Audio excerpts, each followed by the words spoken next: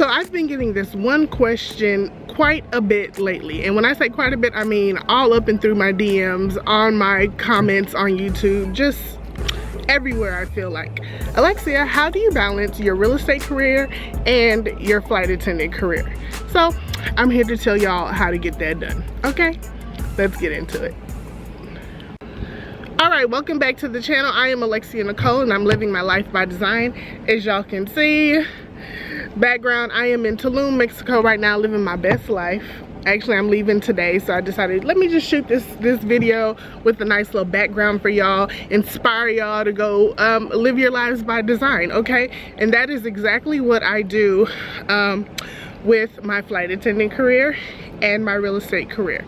If you're new to the channel, hello, welcome. Please make sure you go ahead and subscribe and hit that notification bell so you can be notified every time I post a new video. So my channel is about flight attendant life, real estate life, and just personal life. Really, it's a lifestyle channel, and that is what I am constantly trying to build day by day, is a lifestyle that I love. Life by design, okay? I'm designing the life that I love. So just a little background on myself. I have been a licensed real estate agent for this June, actually made 4 years, and I have been a flight attendant for 3 years. I began my flight attendant career 3 years ago. So before that I was in retail. That doesn't really matter, but I got to the point where I was like, you know what, I'm tired of working holidays and the long retail hours. If any of you all are in any form of retail, y'all know what that entails. So I said, you know what, I watched both of my parents my entire life be entrepreneurs and just kind of move how they wanted to move and do what they wanted to do, and you know, and I was always like, man, I can't do that with this life that I'm living. So I figured out a way to do that, and I'm still working towards that every day. So my mom has been in real estate for, I don't know, 15 years or so maybe, since I was in high school, and I watched her, you know, and I always was like, okay, this is kind of an interesting career. And the flight attendant thing kind of came into play. I've always wanted to be a flight attendant. When I was a young little girl, you know, I've been flying since I was 3 months old, y'all, 3 months old. And everybody has that aspiration. Well, not everybody, but if you aspire to be a flight attendant, it's usually because you get on the airplane and you see the flight attendants looking oh so fabulous most of the time. You know, especially back before 9/11, it just seemed like a luxurious lifestyle to live. So of course that is what piqued my attention in the flight attendant realm. So I became a real estate agent full-time for 1 solid year, and it was great. You know, I was loving it, but that inkling of being a flight attendant was still within me, y'all. Like I wanted to do it, and I was like, well, you know, now would be the perfect time, because with real estate you literally manage your business how you want to manage it.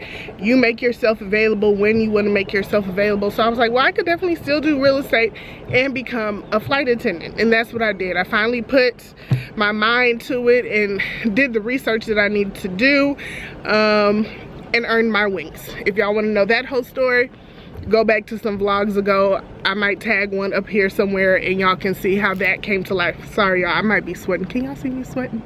Ooh, it's hot out here. So yeah, so let's get into the nitty-gritty of it though. Truth be told, so my first year as a flight attendant, I was based in New York. I'm a Texas licensed real estate agent. I'm only licensed in Texas, so that means I can only sell property within Texas. Woo, it's hot. So when I went to New York and I was a reserve flight attendant, balancing the two careers was not as simple as I thought it would have been. You know, I was like, oh, you know, sell a few houses, do a few leases, and, you know, just still fly around. But being a reserve flight attendant and trying to do that really does not mesh well at all, especially when your commute home is a 3-hour flight, you know. So I wasn't going home as often as need be. So my first year I did not balance it well. I did do a few leases here and there, which leasing is a lot easier than working with buyers and sellers. And y'all, I'm not going to go into deep detail about real estate in this actual video, so if you don't know some terminology, sorry. But leasing, basically people renting apartments, renting houses, that's usually a quicker transaction than it is for somebody to buy or sell a house. So I did quite a bit of those. You know, that was easier to do. You really just kind of send people a few houses or apartments, and they can really go, especially if it's an apartment, they can go and look themselves. They literally just write my name down on the paper. She was the one that referred me to y'all. I get my check, I get my cut. Now, buying and working with buyers or sellers, that's a lot different, because you really need to be present in the city at the time when they're going through the process, especially with buyers, because you know, you need to be able to show them houses upon houses upon houses until they find one. Luckily for me, I had my mother, and so, or I have my mother, and if I ever really needed, like I really needed her to show somebody a property and I couldn't get there, you know, she would definitely do it for me. So in that aspect, I am lucky and I am blessed. So that's kind of how I balanced that out while I was in New York. But honestly, it just wasn't an easy balance, because as a reserve flight attendant, you're on call at whatever point in time, you know, and they call you and say, hey, come to work. And it's not really easy to schedule. You can only basically schedule on the days that you for sure knew you were off, right? And I wasn't always going home on my off days when I was based in New York. So my real estate life kind of slipped away. I will be very honest. It really just kind of slipped away the year and a half that I spent in New York. Now, I will say, once you get a line as a flight attendant, it's a lot easier to balance just your overall schedule, whether it's real estate, whatever else you have going on. It's just a lot easier to know. It's just a lot easier to plan out your life, you know, because you know what flights you're working, when you're going. Sorry, y'all. Phone ringing. Hello. All right. That was a real estate call right there. That means I need to get back to Texas. Anyways, what was I saying? So yeah, once you have a line as a flight attendant, it's a lot easier to schedule out, plan your life. So even if you are not based in the city that you live in or you sell real estate in, you have a lot more leeway to work around your schedule and plan things accordingly. So that's that. So let me give y'all a few tips how to become a real estate agent. I will tell y'all this, it's very, very simple. It's real simple. Depending on the state that you live in, you just go online, Google Texas real estate, see what their requirements are. And here in Texas, you're required to, you don't have to have a college degree. I do have one, but you don't need it. You have to take 6 courses, and then you have to get a background check. And then you have to pass the two tests, and that's it. That's how you become a licensed real estate agent. Now the next step after that, and this isn't just for Texas, this is for pretty much everywhere, but every state has slightly different requirements of, you know, how many courses and things you might have to take. But anyways, once you receive your license, the next biggest step is to choose a brokerage. Oh, thank you, the sun done went down. How bad am I sweating, y'all? The next step is to choose your brokerage that you're going to work for. I believe in some states, I don't know how many, and I believe in some states you can automatically become a broker, but here in Texas that's not, and I don't think in most places it's not.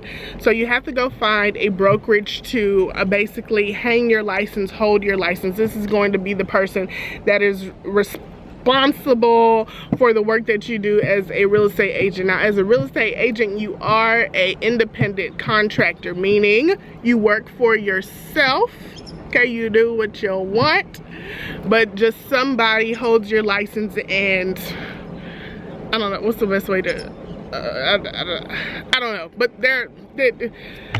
It's a brokerage, y'all. Just Google it. Okay, I'll put it down here. I'll Google the correct terminology and stuff for that, and I'll put it down here at the bottom for y'all. But you find a brokerage. So when I first signed up for real estate, when I first got my license, I went to Keller Williams.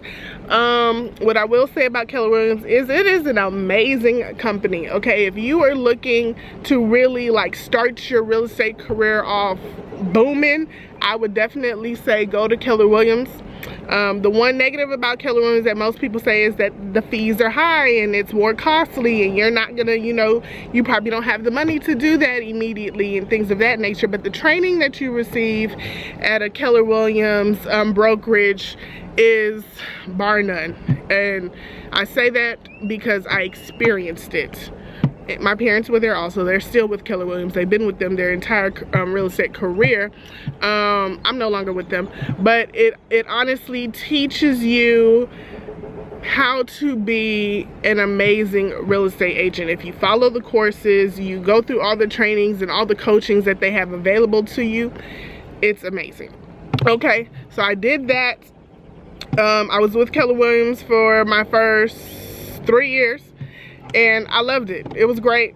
Loved it, loved it, loved it. If you're looking for more of an environment that feels like an office and working, you have, you know, office mates and co-workers and things like that, even though technically, remember, you're self-employed, you don't really have co-workers, but you just have that feeling environment. Keller Williams is a big old family. Okay, boom.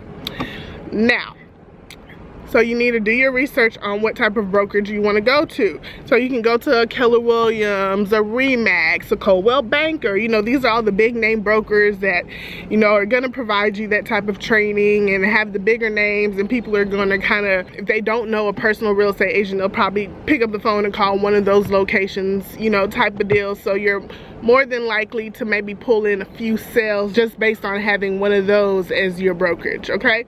Or you can go to a smaller broker, or not even a small, you can go to a smaller, more boutique brokerage. You could just know a broker and have them hold your license. Like, there's all kind of things you can do. So you can go to a transactional broker, and that's the type of brokerage I'm with right now.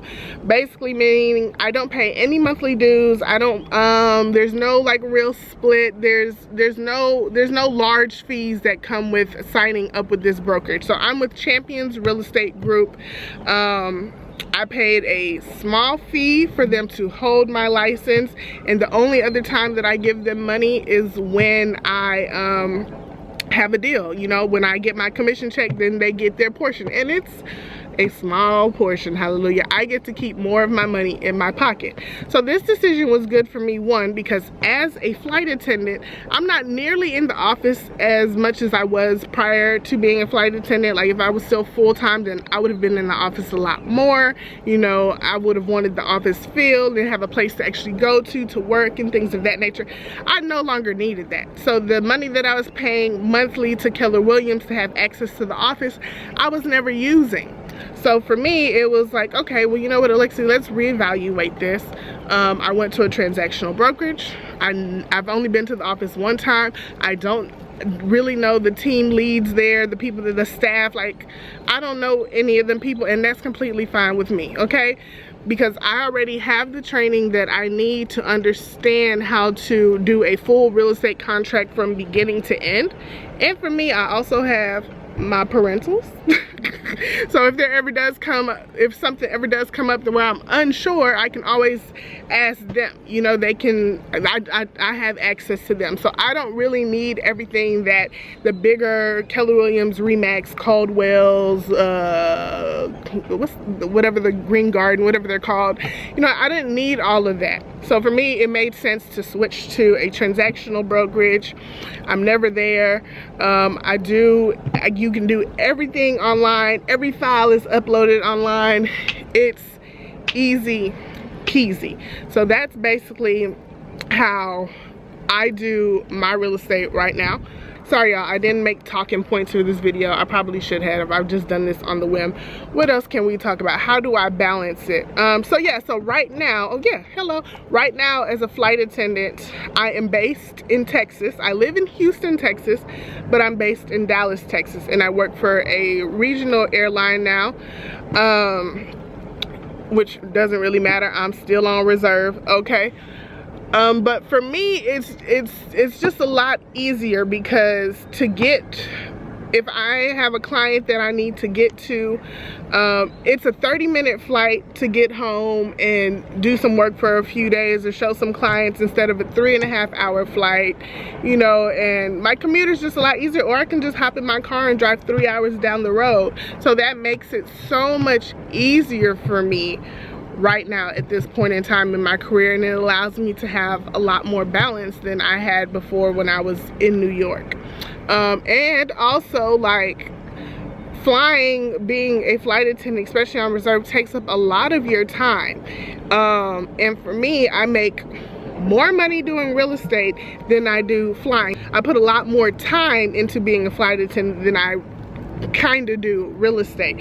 So I really had to figure out how to have a balance to make my bread and butter work. Like, flying is a passion for me. Like, I enjoy it. I love interacting with the crew members, you know, meeting new customers, going to different destinations, things of that nature. But I also know that I need to be able to make a real living, okay? Especially in the first few years of being a flight attendant. You ain't making no money. I've told y'all that plenty of times. So the real estate is very important for me to keep a handle on and make sure that I constantly have sales and deals going. Real estate is also a passion for me. It's not something that I would be doing if I really didn't like it. I mean, most of the times I work with buyers. Well, not most of the times. I don't want to say I only work with buyers, because if you want to sell a house, please call me, okay? But I enjoy working with buyers a lot just because of the relationships that you build with them.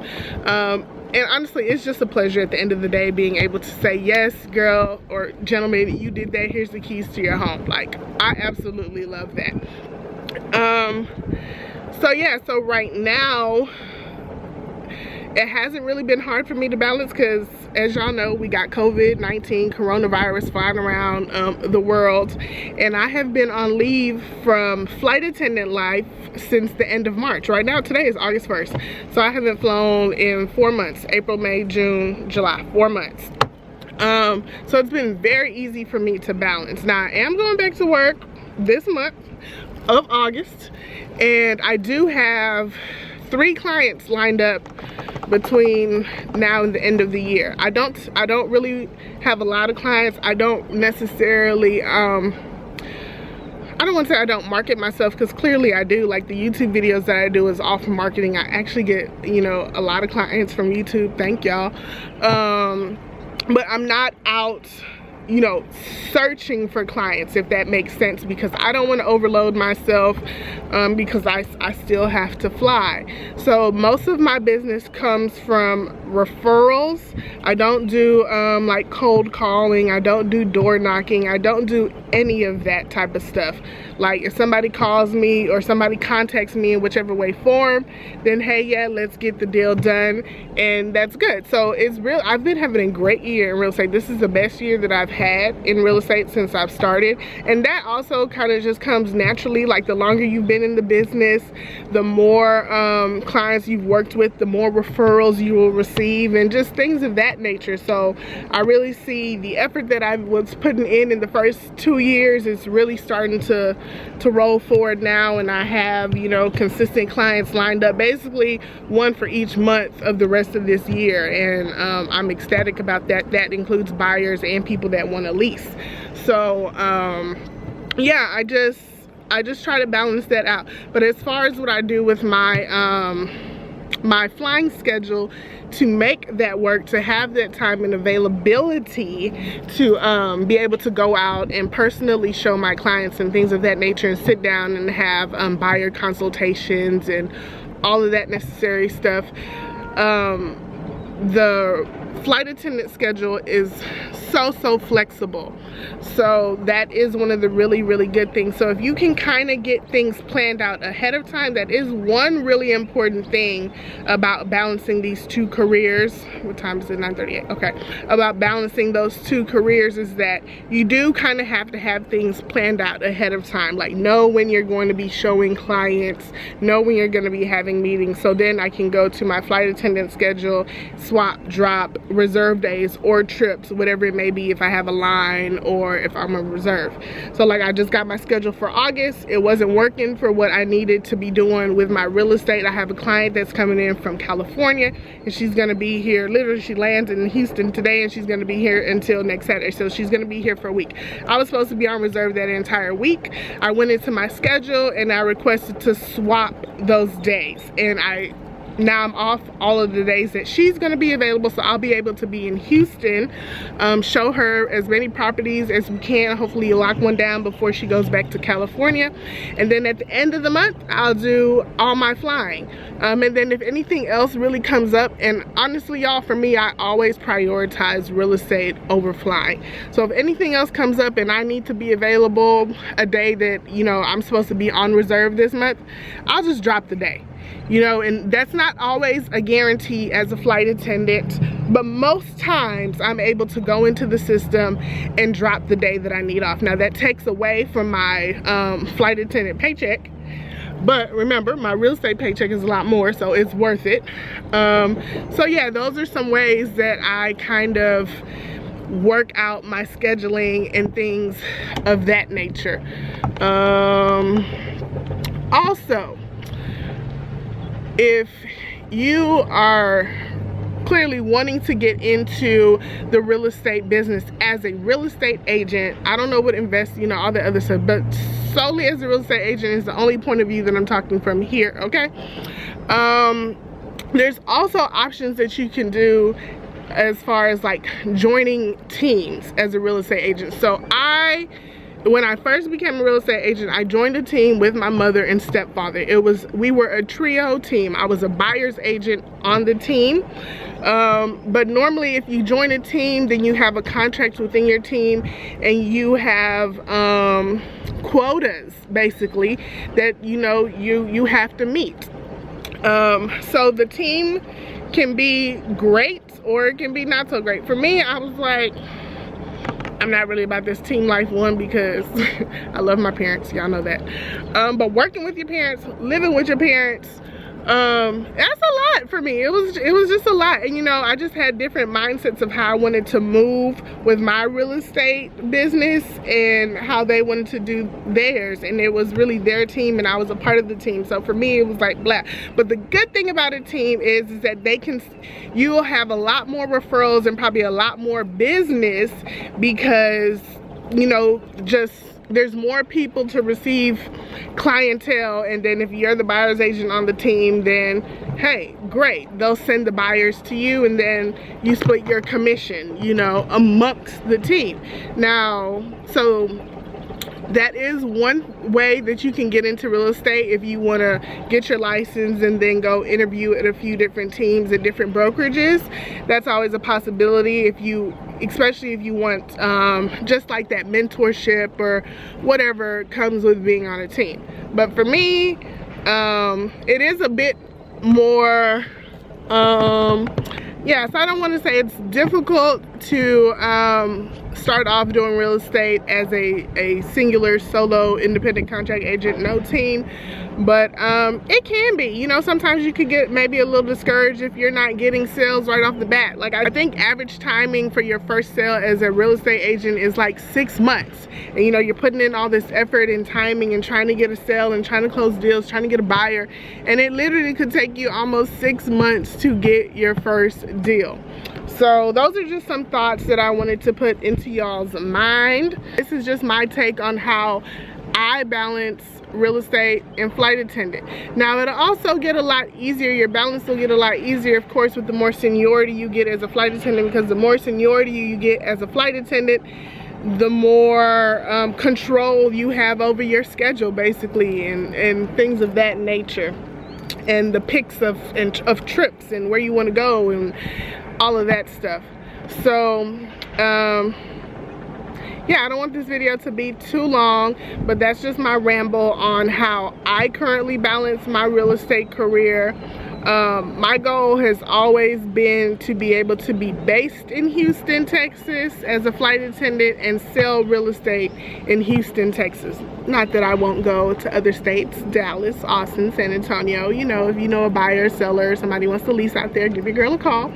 But that's always my goal, because if you are in the city that you fly out of and you're licensed in, it will make things so much easier, especially if you're on a reserve. Because if you're on reserve and you do go to a bigger brokerage and you want to get in the office and go to training classes and, you know, answer the phones, take the calls that come in. At Keller Williams, they called it property desk, where you could literally sit there for how many hours of the day and answer the phones. And if it was a client looking to buy or sell, then you could take that client. You know, those are things that the bigger brokerages can offer to you than smaller ones won't.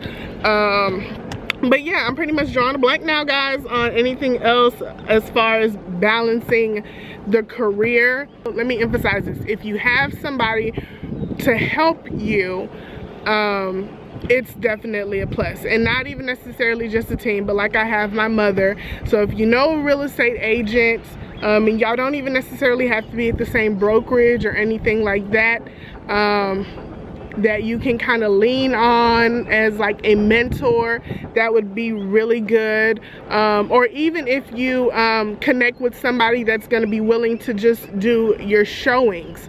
Like if you have a buyer and you're out flying in the, you know, the skies, you know, if you have a buyer and you're out flying in the skies, then hey, if you have somebody that you work with that is willing to be your showing agent, that would be really good. Because let me tell y'all, a lot of the times buyers will see a house and be like, oh, you know what, can we go see this house today? And you got to be like, oh dang, I'm not in town today.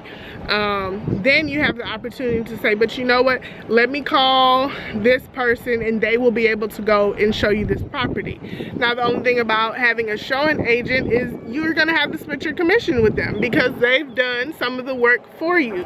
But these are ways to make the career work. And I believe that I get all these emails all the time, but I believe there was an email that I got the other day, an app or something, where it was almost like it was what did they call it? They said it was like Uber for realtors, basically, where you go on the app, and I don't know the name of the app, y'all, so I'm so sorry, but you go on the app and you say, hey, I need somebody to show a house at this time, blah blah blah, and boom boom boom boom, you know, you do it that way. So with real estate, it's definitely, I mean, just with like anything, it's becoming more and more innovative. It's becoming more and more techy. So yeah, I mean, a lot of people do, you know, virtual showings, especially with COVID right now. So many people are so particular. They don't want people in their houses, but they still want to sell the house, so they'll allow just a real estate agent to go in and do a virtual showing for the property, which isn't always the same, because seeing the house in person is always best. But you know, there's just ways to go about it. Anyways, y'all, I'm gonna stop rambling here, because your girl has got to go. Gotta catch a flight back to the United States. But I hope y'all enjoyed this video. I'm pretty sure y'all might have more questions, so please go ahead and comment down below with all your questions, and I will do a if there's enough questions, I'll gladly do a follow-up video to this one, or whatever it is that y'all want to know. Well, not whatever, but y'all know, whatever it is that y'all want to know about the real estate life, balancing it with the career of a flight attendant, or just balancing it with any other career. But it's doable. I know for a fact that I'm not the only real estate agent that is also a flight attendant. They might just not be on YouTube. I might be the only one, but there's plenty of them, because I meet them all the time. So anyways, thank y'all for watching. Make sure you subscribe, make sure you ding the bell, make sure you give this video a big fat thumbs up. I appreciate it. But until next time,